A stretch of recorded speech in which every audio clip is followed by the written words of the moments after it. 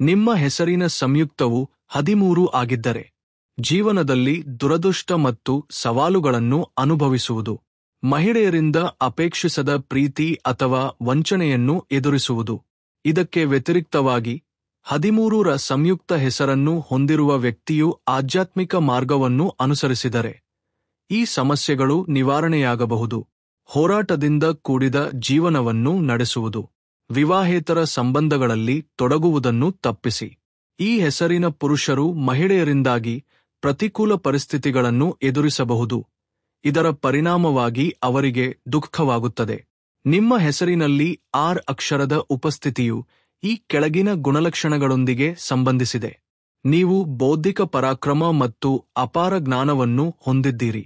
ರಾಜಕೀಯ ಕ್ಷೇತ್ರದಲ್ಲಿ ಯಶಸ್ಸನ್ನು ಸಾಧಿಸುವ ಸಾಮರ್ಥ್ಯ ನಿಮ್ಮಲ್ಲಿದೆ. ನೀವು ನುರಿತ ಸಲಹೆಗಾರನ ಗುಣಗಳನ್ನು ಪ್ರದರ್ಶಿಸುತ್ತೀರಿ ಮತ್ತು ನೇರವಾದ ವಿಧಾನವನ್ನು ಕಾಪಾಡಿಕೊಳ್ಳುತ್ತೀರಿ. ನೀವು ಹಠಾತ್ತನೆ ವರ್ತಿಸುವ ಸಂದರ್ಭಗಳಿವೆ. ನೀವು ನಿರಂತರವಾಗಿ ವಿವಿಧ ಚಟುವಟಿಕೆಗಳಲ್ಲಿ ತೊಡಗಿಸಿಕೊಳ್ಳುತ್ತೀರಿ. ನಿಮಗೆ ಮನ್ನಣೆ ಮತ್ತು ಮೆಚ್ಚುಗೆಯ ಬಲವಾದ ಬಯಕೆಯಿದೆ.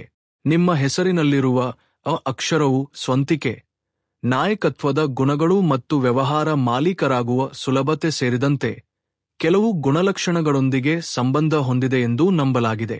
ಈ ಅಕ್ಷರವನ್ನು ಹೊಂದಿರುವ ವ್ಯಕ್ತಿಗಳು ಬಲವಾದ ಇಚ್ಛಾಶಕ್ತಿ ಮತ್ತು ಅಹಂಕಾರವನ್ನು ಹೊಂದಿರಬಹುದು ಮತ್ತು ಅವರು ಸಾಮಾನ್ಯವಾಗಿ ಉತ್ತಮ ಪ್ರಾರಂಭಿಕರು ಮತ್ತು ಮೂಲ ವಿಚಾರಗಳೊಂದಿಗೆ ಪ್ರಾಮಾಣಿಕರಾಗಿರುತ್ತಾರೆ.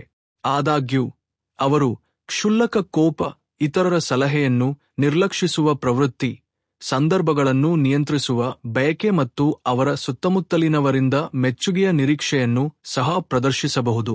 ನಿಮ್ಮ ಹೆಸರಿನಲ್ಲಿರುವ ಅಕ್ಷರವು ಕೆಲವು ಗುಣಲಕ್ಷಣಗಳೊಂದಿಗೆ ಸಂಬಂಧ ಹೊಂದಿದೆ.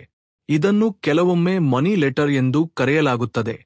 ಇದು ಹಣಕಾಸಿನ ವಿಷಯಗಳೊಂದಿಗೆ ಸಂಪರ್ಕವನ್ನು ಸೂಚಿಸುತ್ತದೆ. ಈ ಪತ್ರವನ್ನು ಹೊಂದಿರುವ ವ್ಯಕ್ತಿಗಳು ಸಾಮಾನ್ಯವಾಗಿ ಮೃದುವಾಗಿ ಮಾತನಾಡುತ್ತಾರೆ ಮತ್ತು ಮನಸ್ಥಿತಿಯನ್ನು ಪ್ರದರ್ಶಿಸುತ್ತಾರೆ. ಅವರು ನಿರಂತರ ಬದಲಾವಣೆಗಳು ಮತ್ತು ಕಾಳಜಿಗಳನ್ನು ಅನುಭವಿಸಬಹುದು ಮತ್ತು ಕೆಲವೊಮ್ಮೆ ಸಂದರ್ಭಗಳನ್ನು ತಪ್ಪಿಸಬಹುದು. ಸ್ವೀಕಾರವು ಅವರಿಗೆ ಸುಲಭವಾಗಿ ಬರದಿರಬಹುದು, ಆದರೆ ಅವರು ಒಮ್ಮೆ ಒಪ್ಪಿಕೊಂಡರೆ ಅವರು ತೃಪ್ತಿಯಿಂದ ಬದುಕುತ್ತಾರೆ. ಅವರು ತಮ್ಮ ಕಾರ್ಯಗಳಲ್ಲಿ ಸ್ವಲ್ಪ ನಿಧಾನವಾಗಿರಬಹುದು, ಆದರೆ ಅವರು ಸ್ವಭಾವತಃ ಜವಾಬ್ದಾರರಾಗಿರುತ್ತಾರೆ. ನಿಮ್ಮ ಹೆಸರಿನಲ್ಲಿ ಯು ಅಕ್ಷರದ ಉಪಸ್ಥಿತಿಯು ಈ ಕೆಳಗಿನ ಗುಣಲಕ್ಷಣಗಳೊಂದಿಗೆ ಸಂಬಂಧ ಹೊಂದಿದೆ.